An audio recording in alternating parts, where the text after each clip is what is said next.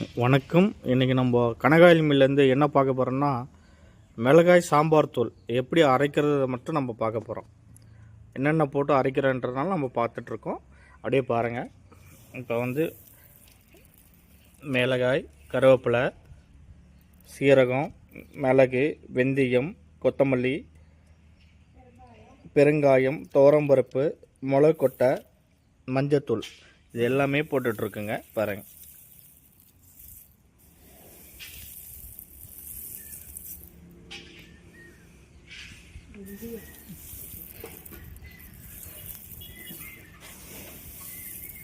பாருங்க, தெரியுதுங்களா?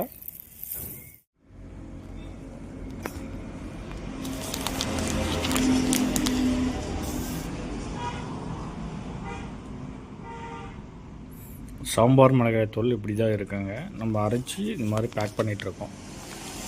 இது வந்து 1/4 கிலோ பேக்கெட்டு.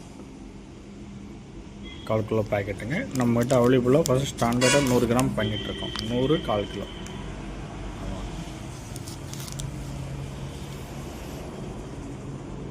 தெரியுங்களா? சாம்பார் மிளகாய் தூள்.